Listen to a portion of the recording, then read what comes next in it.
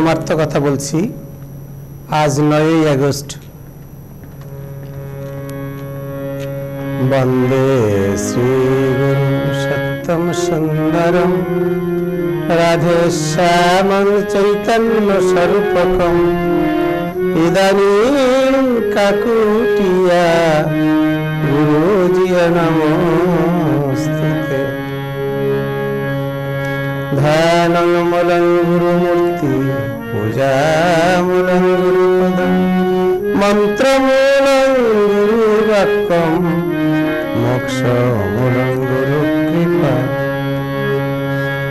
प्रातः शिरसि शुक्लहजे दिनेत्रं द्विभुजं गुरुं प्रसन्नवदनं शान्तं शरेत् तन्नं पूर्वकम्।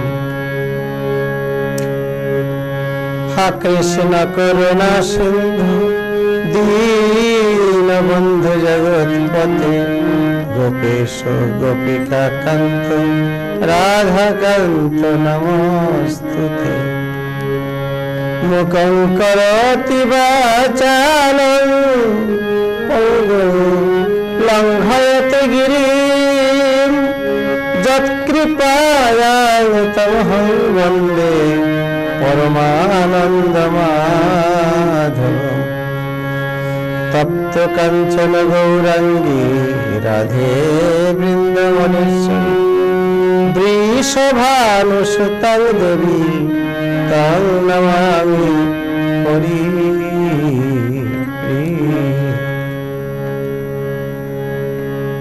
हरे कृष्ण। सुधी साधु गुरु वैष्णव भक्तगण सर्वाग्रे श्री गुरुदेवेर श्रीपाद पद्म शिरे धारण करे सकलके आंतरिक अभिनंदन जानिए एकटू भजन करुन तारपर परमार्थ कथा शुनु।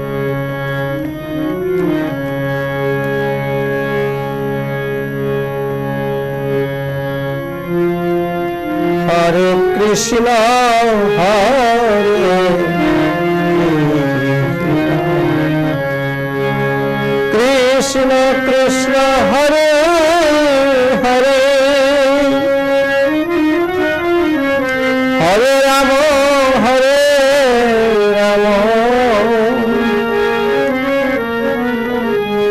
राम राम हरे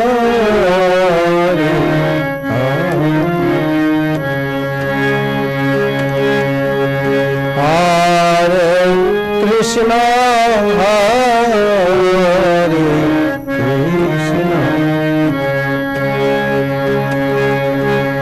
कृष्ण कृष्ण हरे हरे हरे राम राम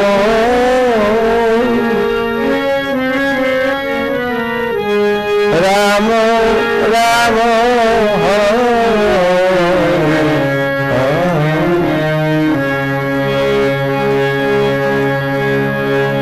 हरे कृष्ण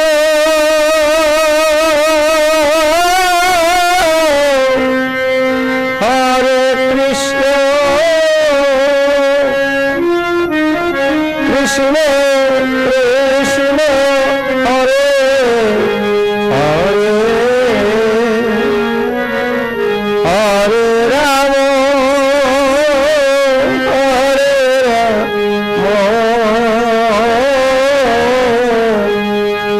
राम राम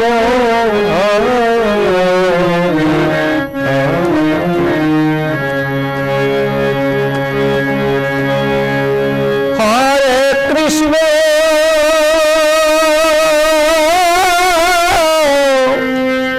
हरे कृष्ण कृष्ण कृष्ण हरे हरे हरे राम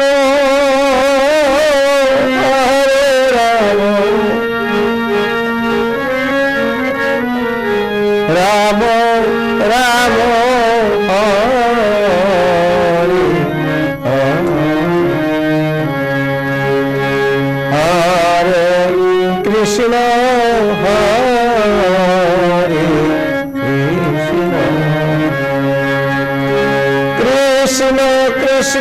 হরে হরে হরে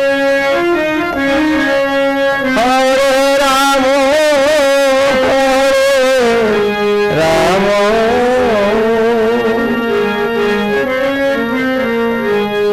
রাম রাম রাম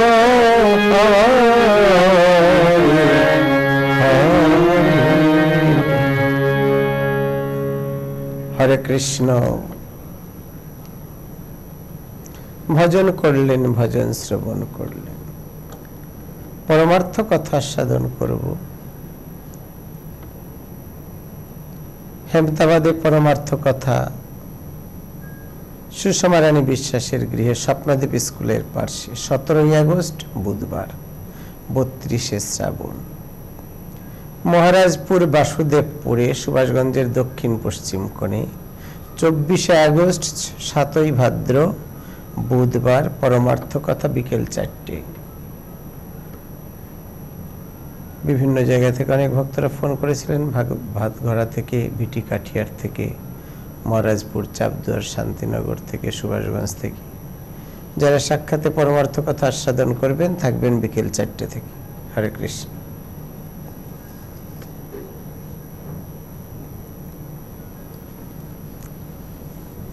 ভগবান সকল জগৎকে সৃষ্টি করেছেন। সব সময়ই দুটো শক্তি সব সময় কাজ করে। পৃথিবীতে দুটো মেরু রয়েছে, একটা উত্তর মেরু, একটা দক্ষিণ মেরু। দুটো লিঙ্গ রয়েছে, একটা স্ত্রীলিঙ্গ, একটা পুরুষ লিঙ্গ। দুটো শক্তি রয়েছে, একটা নেগেটিভ, একটা পজিটিভ। সব সময় দুটো শক্তি কাজ করে। মন দুটো রয়েছে, একটা সচেতন, একটা অবচেতন। এইরকম দুটো শক্তি, একটা অপোজিশন ভাব সব সময় থাকে। সেটা চিরন্তন, বিশ্ব সৃষ্টির থেকে শুরু থেকে। একটা ধ্বংস, একটা সৃষ্টি, একটা জ্ঞান, একটা অজ্ঞান, একটা ভালো, একটা মন্দ, সব সময় রয়েছে এটা। ভগবান সৃষ্টি করেছেন, কিন্তু সৎ শুভ শক্তিকে ভগবান সাপোর্ট করেন, অশুভ শক্তিকে বিনাশ করেন। তাই গীতাতে বলেছেন,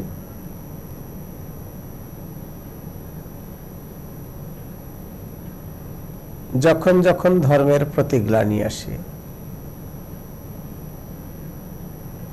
বিনাশাচ সুদুষ্কৃতম, সাধুদের রক্ষা করেন এবং বিনাশ করে থাকেন দুষ্কৃতকারীকে। ভগবান নিজেই তাদের বিনাশ করে থাকেন।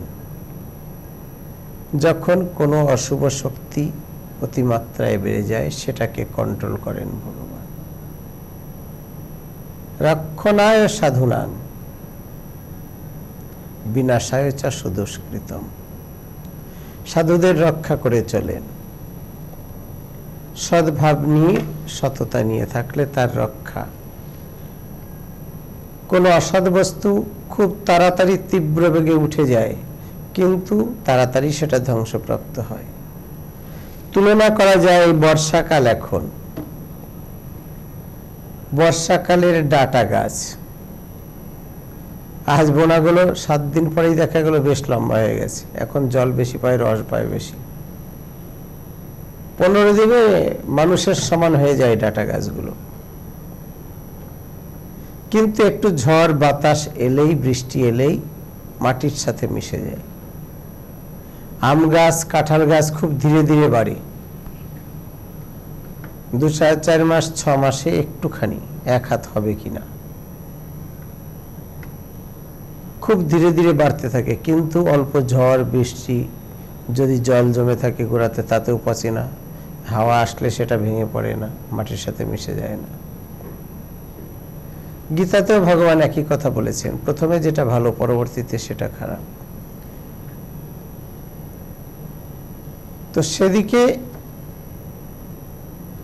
যার যার ইচ্ছা, যার যার মনোবেগ, মনোগত ইচ্ছা যার যার, সেক্ষেত্রে ভগবান কিছু বলেন না। ভালো মন্দ দুটোই দিয়েছেন, যার যেটা ইচ্ছা সেটা গ্রহণ করে। কেউ কেউ ভগবানের ভক্তি, ভগবানের পূজা, ভগবানের অনুরাগ, সেই অনুরাগ নিয়ে থাকে। কেউ কেউ আবার তারাও ভগবানকে ভালোবাসে, ভগবানকে ভজন করেন, কিন্তু শত্রু হয়ে জন্মগ্রহণ করে। পরশুরাম, হিরণ্যাক্ষ, হিরণ্যকশিপু, রাবণ,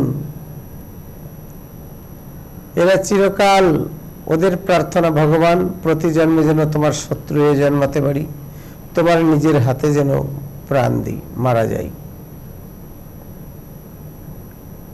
তাদের এটাই কামনা, এটাই তাদের বাসনা। ভগবানের শত্রু হয়ে তারা জন্মাতে চায়। ভগবান সেই মনোবাসনাই পূর্ণ করিয়েছে। অসুর অত্যাচার করবে সেই ক্ষমতা চায়, সেটাই তাকে তথাস্থ করে দেবে।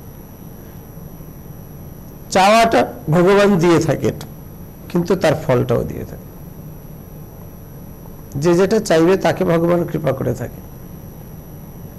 তুমি চাইছো এটা নাও, কিন্তু এর ফলটাও তোমাকেই পেতে হবে। ফলটাও সমুচিত ফল দিয়ে থাকে। সেক্ষেত্রে ভগবান কৃপণতা করেন না, কিন্তু ভগবান অহৈতুকী কৃপা করে থাকেন। তথাপি নিবারণ করবার চেষ্টা করেন, প্রথমে বোঝানোর চেষ্টা করেন। অসৎ প্রবৃত্তি যাদের, তাদের বোঝানোর চেষ্টা করেন, নিবৃত্তির চেষ্টা করেন। তবু যদি সেখানে ক্ষান্ত না হয়, তখন বাড়তে থাকুন, সমূলে বিনাশ করে থাকেন ভগবান। এটা ভগবানের চিরন্তন প্রতিশ্রুতি। অনিলেন নিত্যং জ্যোতির্বিক্রীবৎ পরীক্ষিতম আধত্তান্ত রসময়ং কালমায়ং সজগত।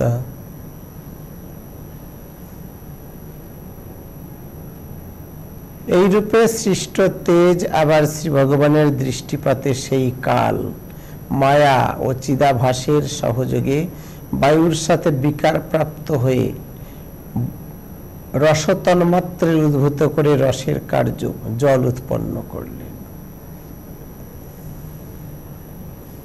সকলই ভগবানের সৃষ্ট। প্রত্যেকটির যেমন শুভ দিক রয়েছে, তেমনি তার অশুভ দিক রয়েছে। শুভ কাজে যখন লাগানো যায় সেটি শুভ কাজ দেয়, শুভ ফল দেয়। যখন অশুভ শক্তির মধ্যে সেটা বিরাজ করে, তখন তার থেকে ক্ষতির কোনো সম্ভাবনা থাকে। একই শক্তি দুই দিকেই কাজ করে, শুভ দিকেও অশুভ দিকেও, যে যেটা বেছে নেয়। কিন্তু ভগবান যে যেটা প্রার্থনা করেন, তার সেই প্রার্থনাই পূর্ণ করে থাকে। তুমি প্রার্থনা করেছো, চেয়েছো, তারপরে যার ফল যা হবে সেটা তোমার হবে। সেক্ষেত্রে ভগবান সমুচিত ফল দিয়ে থাকে, এই ক্ষেত্রে কাউকে। কিন্তু তথাপি ভগবান অহৈতুকী কৃপা। কাউকে যদি সাজাও দিয়ে থাকেন, সেই সাজা দেবার পরেও তার প্রতি কৃপা করে থাকেন। সাজা দিয়েও কৃপা করেন ভগবান। ভগবানের এটাই ধর্ম।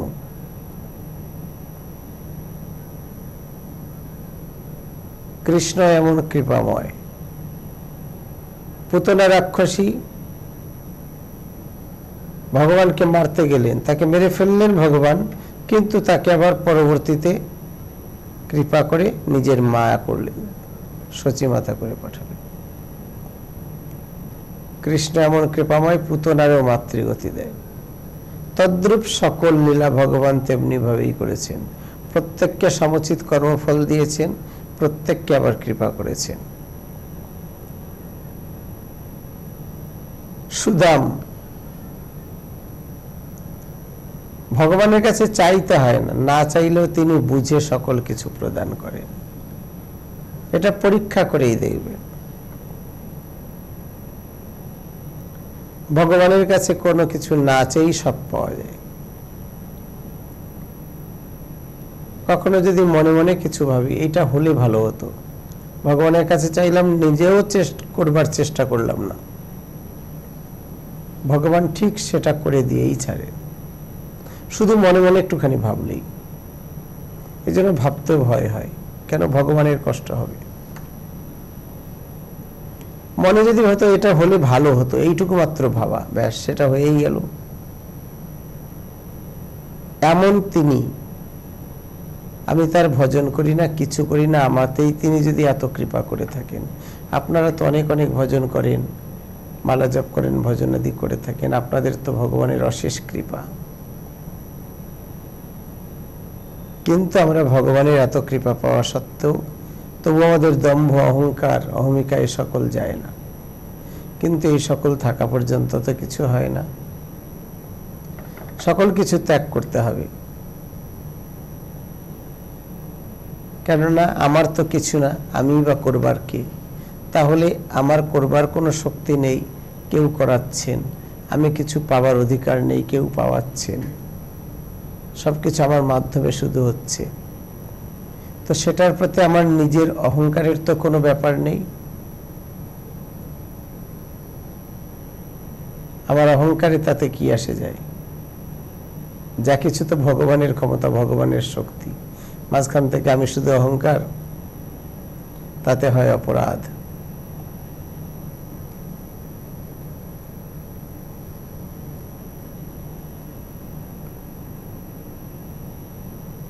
এর আগে শুনেছিলেন, ঝড়ে বক মরে ফকিরের কেরামতি বাড়ে। সব বাচ্চাগুলোকে বোঝাচ্ছে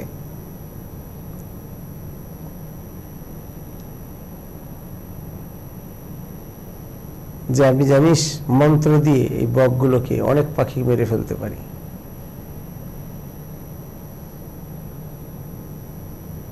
বলছে তাই? কবিরাজ দাদু আপনি পারেন এগুলো? বলে যে হ্যাঁ পারি, বই কি, দ্বারা মন্ত্র দিচ্ছি।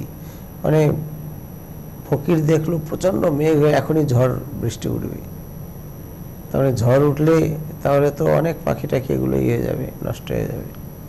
বলছে তাহলে আপনি মন্ত্র দেন তো। বলছে দাঁড়া মন্ত্র দিচ্ছি, দেখ 1 ঘন্টার মধ্যে দেখতে পারবি। হ্যাঁ, ভগবানের কি কাজ? ওরকম ফকিরটা ওই রকম ভাবে দেখে শুনে মন্ত্র বলল, সঙ্গে সঙ্গে ঝড় ওঠা শেষ। ঝড় উঠে শিলাবৃষ্টি, অনেক পাখিটাকে, অনেক বকটক মরে গেছে।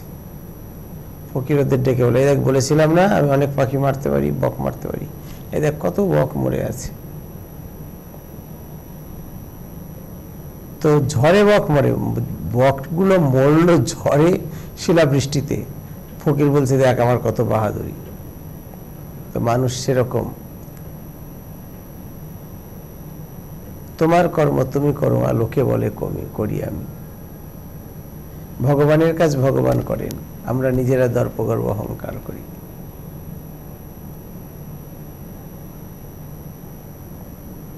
কোনো ক্ষমতাই আমাদের নেই, যা করাবেন তিনি করবেন। মাঝখান থেকে দর্পগর্ব অহংকার আমাদের। কিন্তু ভগবান দর্পহারীর দর্প কখনো রাখেন না, দর্প চূর্ণ করে দেন। যে যখনই দর্পণ করুন না কেন, দর্প। রাধারানী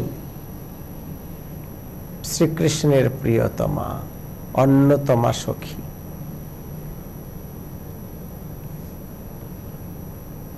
কিন্তু রাধারানী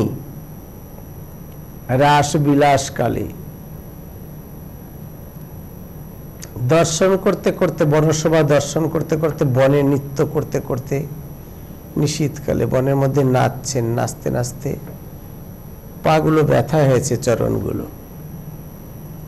রাধারানী চিন্তা করলেন আমার শ্যামসুন্দর তো আমাকে অতীব ভালোবাসেন, আমার সব আবদার পূর্ণ করেন। হঠাৎ রাধারানী বললেন দেখো বল্লভ, আমি না নৃত্য গীত করে এত হাঁটাহাঁটি করে চরণগুলো খুব ব্যথা হয়েছে, আর হাঁটতে পারছি না। বলছে তাই হাঁটতে পারছে না, এত ব্যথা, কি করা যাবে বলো তো? বলে যে আমাকে একটু কাঁধে নাও না। অন্তর্যামী গোবিন্দ তিনি বুঝলেন রাধারানীর মনে মনে অভিমান, অহংকার হয়েছে। সকল সখীদের থেকে রাধারানীকে পৃথক এক্সট্রাঅর্ডিনারি ভালোবাসা হয়। অন্তরের কথা জানলেন শ্যামসুন্দর, তোমাকে এত ভালোবাসি, এত রাধারানী, তোমাকে কখনো যদি আমি আদর করতে ভালোবাসতে যাই, তুমি তো সেটাকে গ্রহণ করো না, লজ্জায়, সংকোচে, অপরাধের ভয়ে। এখন তুমি বলছো তোমাকে কাঁধে নিতে। মনে মনে চিন্তা করলেন গোবিন্দ, দেখলেন হ্যাঁ, মনের মধ্যে এই অভিমান যে সব শক্তি থেকে আমাকে আলাদা ভালোবাসে, আমাকে খুব বেশি ভালোবাসে, ভগবান আমাকে ভালোবাসবে, আমি যা বলি সেটাই শুনব, এই অহংকার। যখনই শ্যামসুন্দরকে বললেন আমাকে একটু কাঁধে নিয়ে চলো না, শ্যামসুন্দর সঙ্গে সঙ্গে ওই যে ঠিক আছে এসো আমার কাঁধে ওঠো, বসতে গিয়ে সঙ্গে সঙ্গে অদৃশ্য হয়ে গেলেন, নেই আর সেখানে নেই। কোথায় গেল কোথায় গেল, তখন থেকেই খোঁজো খোঁজো খোঁজো খোঁজো, খুঁজতে খুঁজতে কোথাও নেই, কোথাও নেই। না পেয়ে রাধারানী সকল সখীদের নিয়ে খুঁজতে খুঁজতে তখন কাঁদতে শুরু করলেন, প্রভু তুমি তো জানো আমি অবলা, আমার মনের কোনো ঠিক নেই, তোমায় কখন কি বলি কখন কি না বলি, আমি তো অজ্ঞ, আমার কোনো জ্ঞান নেই, বলার কোনো ধরন নেই, আমরা তো ভোলা ভাড়া, তোমায় ভালোবাসতে জানি না, তোমায় কিছু বলতে পারি না, তোমার কাছে কিছু চাইতে পারি না, তাই তুমি এমন কষ্ট দিয়ে কি তুমি সুখ পাচ্ছ? এই বলে রাধারানী সব সখীগণ সবাই কাঁদতে, অঝরে কাঁদতে কাঁদতে সবাই মূর্ছা যায় প্রায়। প্রচন্ড আরে কাঁদতে কাঁদতে কতক্ষণ ধরে রাধারানী মূর্ছা যায় ঘন ঘন, মৃতপ্রায়। যখন কষ্ট সহ্যই করতে পারছেন না, শ্যামসুন্দর অনেক কষ্ট পাওয়ার পরে তারপরে এসে আবার দেখা দিলেন রাধারানী।